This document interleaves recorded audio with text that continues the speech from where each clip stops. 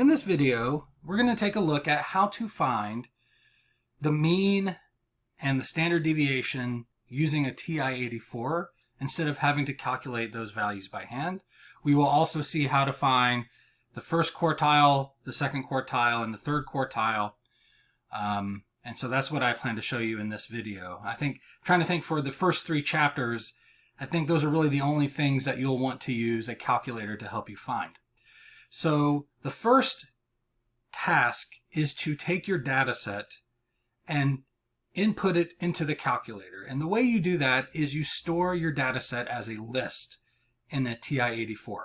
Now this is kind of an older model. Some of them have a more up-to-date user interface that really makes it a little bit easier to kind of figure out what you're doing. So I'm hoping if you have one of the newer ones, you can still use this video to help you know where to go to get things set up. But then when you actually, interact with some of the programs, you'll see the interface is a little different, but it's more user-friendly rather than less user-friendly. So you should be able to figure out what to do once you see the interface. Anyways, let me go ahead and just jump right into this. So to input your data set as a list on a TI-84, you need to go to Stat, which is this button right here. So you just push that button, and it gives you some options. The first thing I usually have a student do if they haven't used their calculator yet is to make sure that the list you are going to put your data set in is empty. It's easier than if you have data values already there, then it's more difficult to edit that out. And so you'll notice option number 4 here is to clear a list. So if you do the down arrow, highlight option number 4 and hit enter, that's the way I do it. But you could also just hit the number 4 on your calculator and it selects option number 4. It's probably quicker that way. And I don't know, just old habits. That's the way I've always done it. So, and then it just puts that on your input screen, clear list, but it needs to know which list to clear. And so to select the list that you want to clear, you'll notice 4 buttons 1 through 6 on your calculator, that the second function of those buttons is L1, L2, L3 through L6. It's kind of hard to see maybe on here, and I would hold it up closer to the camera, but then I think it's going to get blurry. I don't know, let me try it, I guess. Yeah, it's kind of blurry, but maybe you can see it says L1 through L6. So you should be able, if you have this calculator, you should be able to see that. All right, let me get set up the way I was before. All right. So we want to clear out list number 1. That's where we will store our data set. So to select list number 1, since it's the second function, let me block out the light from my light source. Let's see. Okay, there we go. I want to pick L1. And so to do that, it's the second function of the 1 button. So to access the second function, you have to hit second on your calculator first. And now it's going to use the second function or whatever button you push. We'll push the button number 1, and you see that it puts L1 in my input screen. And I hit enter to execute that, and it just says done. List 1 is cleared out for you. So let's verify that. We'll go back to Stat, so hit the Stat button. And then this time we're going to select Edit, and that lets you edit the list, which is how you will input your data set. Again, you can push the number 1, or since 1's already highlighted, you can just hit enter. And you'll see I already have a data set in list number 2, but list number 1 is cleared out. Now notice right now list number 2 is the active list. That's where the highlight is occurring. But to switch over to list number 1, I'll just hit the left arrow key and it'll take me over to list number 1. And now I can start putting data values into that list. I didn't really get a data set ready, so I'm just going to make up some numbers. It doesn't really matter. So let's say we have 10 data values. I'll just throw 10 numbers in here. So 55, right? Notice when I type that number, it shows up at the bottom, and it tells you where that number is going to go. This is saying this will go in list 1, entry number 1, right? Or row 1, if you want to think of it that way. But it gives you that value here, and it's still editable, right? So I could change it. I can make it a 56 if I type something in wrong or whatever. And you can always go back and edit it later as well. But once you hit enter, because notice it's not in the list yet, but when I hit enter, it'll place it in the list in that location that it indicated here. And if I don't like that number and I made a mistake, I want to change it back to 55, I just highlight that entry in my list and hit enter. Oh, I think you hit enter on it. Yeah. And then I can change it back. All right. So notice I have the cursor. It's editable again. And it can be edited. I don't know. Is editable a word? It sounds weird saying that. All right. So I change it back to 55. All right. So I've entered one data value into my list. Let's do 9 more. I'm just going to make up some numbers here. 84, 41. You can do negative numbers, -2. All right. Let's say for some reason our data set allows negative values. 143. I'm just making up numbers here. Again, notice each time I hit enter, it puts that number into the next entry on that list. And then the highlight, I don't know how to think of it, the bar here just moves down to the next entry, the next blank entry, to let you know that the number you're typing in is going to go here. So, I don't know, 25, 36, 14, so we have 9. It's hard to come up with 10 numbers. 79 and 80. I don't know. Okay. Now this is the 10th entry in the list. It says it right here. List 1, entry number 10. But it hasn't been entered yet. Once I hit enter, it places that entry into the list. And it moves to entry number 11. But as long as I don't put a number there, if I just leave it blank, it knows not to count that. So I would be worried like, well, what if, because it's highlighted and it's mentioning it, that maybe in the calculations it thinks there's 11 numbers when you only have 10 there, but it doesn't. If the entry is blank, it doesn't include that entry in any of the calculations. So it's only going to consider that you have 10 numbers in your list. All right, so that's how you enter a data set into a TI-84. Sorry, I just want to speak more quickly than I should. I should take my time, talk more slowly, then my syllables won't get jumbled up. So that is how you enter a data set into a list on a TI-84 calculator. Now we want to actually do a statistical calculation with that data set. And to do that, at least to do the statistical calculations that I want to cover today, you're going to go back to the stat menu. So you don't have to do anything special from this screen. You just hit the stat button again. Now, if you don't want to go back to stat, if you just want to put these numbers in and then go back to doing some math like 2 + 2 = 4, you can exit this screen by just doing second and quit, which is right next to the second button.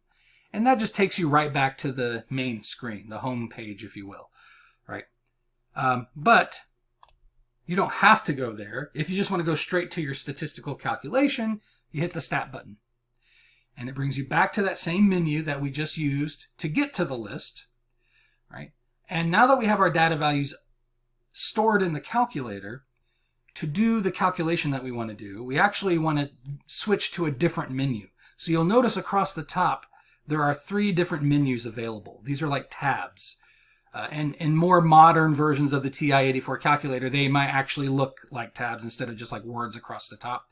Notice that the Edit tab is highlighted. So I'm getting the Edit menu, but I want to switch to the Calc menu. So I want to highlight that tab. Very easy to do. You just hit the right arrow, and it takes you over to the Calc tab and gives you that menu. And there's many things in this list. So if you want to scroll through them, you see there's like, it goes 0 through 9, or 1 through 9, and then 0, and then A, B, C, D. So that makes like 14 different things that are in this menu, but we just want the first one. And we're going to use some of these other ones later in the course, but for now, in chapters 1, 2, and 3, the only calculations we need to do are in this first option, 1var stats. It's a really important statistical tool in the TI-84 calculator. And so that's the one we're going to use, and you're going to use it multiple times throughout the course. So this won't be the last time that you're going to use 1var stats.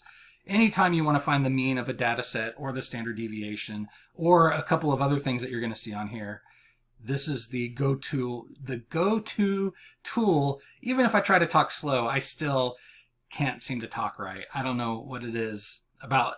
And it's, being recorded.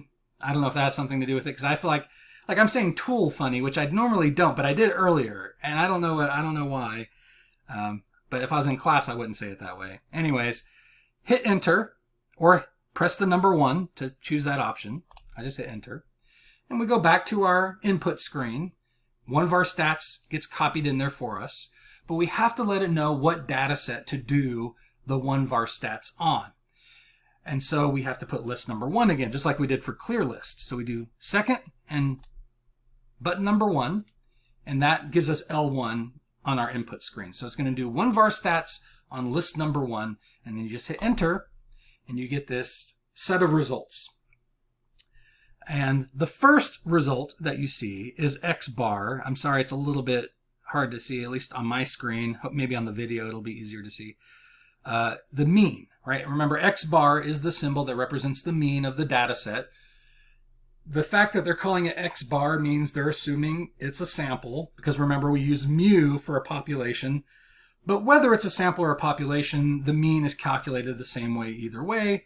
So it doesn't really matter which symbol they use there. But it's a sample. It's always a sample in this class anyways. And so the mean was 55.5 for that data set, right? So that's how you find the mean using the TI-84 calculator without having to actually manually calculate it by adding up all the numbers and dividing by the total number. The next couple of things could be useful in various situations, but I find I never really use these.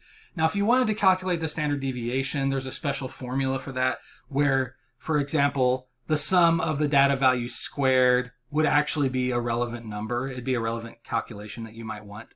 But that's if you're going to calculate it manually, which there's no reason you'd want to do because one var stats has calculated it for us. So if you're using one var stats to get the sum of x squared for finding the standard deviation, you might as well just use one var stats just to get the standard deviation. So I'm not really sure if there's other uses for this, but this one is the sum of the data values, which is 555, and then you divide that by 10. That's how we got our mean, right?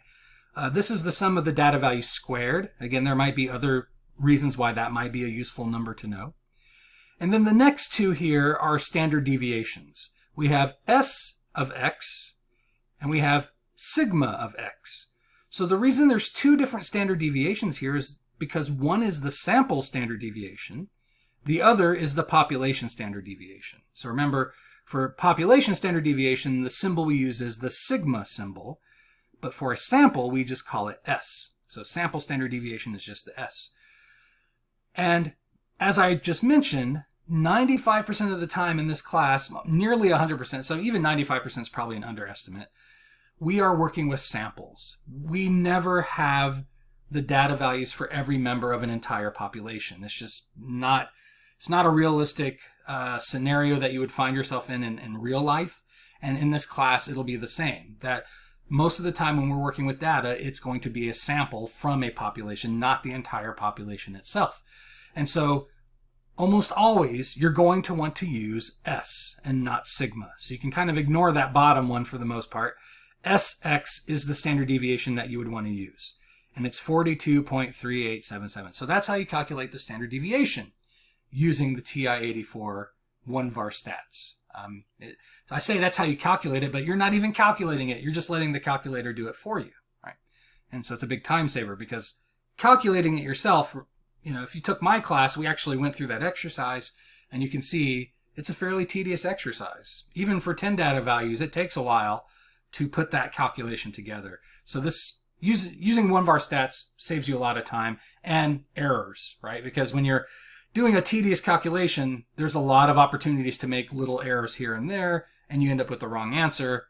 You don't have to worry about that with the calculator as long as you typed in the numbers correctly. N is equal to 10. Remember, N is the number of data values in the data set. There's 10. And then we can scroll down. So you notice there's some arrows here, or there's a down arrow here anyways.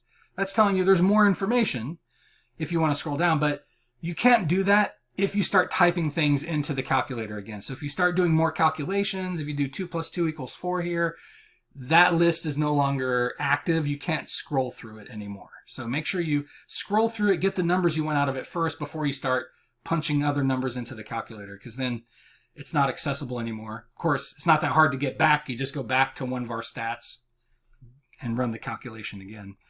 So you go down and you get these numbers. And this is the 5-number summary. So if you've made it to section 3.3, in that section they introduce the concept of the 5-number summary. One var stats gives you that 5-number summary, so you shouldn't have to calculate it directly. The 5-number summary is the minimum value in your data set, the first quartile, the second quartile, which is also the median, the third quartile, and then the maximum data value of your data set. And so you see those 5 numbers are given right here. So without this, to find the 5-number summary, we would have to calculate the first quartile, which is the 25th percentile, and we'd have to go through that exercise of calculating the 25th percentile. And there's some work involved in doing that. And then you'd have to do it again for the third quartile. It's the 75th percentile. You have to go through that calculation to find what that value is. And then the median, right? That's another calculation. You have to find the data value exactly in the middle, or do the 50th percentile if you want to find it that way. And so this saves you a lot of time, again. So it does all those calculations for you. It gives you the 5-number summary. And so that's pretty much all you would be using the TI-84 to do in the first unit, chapters 1, 2, and 3. There's other things we're going to use the calculator for, but up to this point in the course, chapters 1, 2, and 3, this is all you really need to know how to do on the calculator. All right, thank you for watching, and I'll see you in the next video.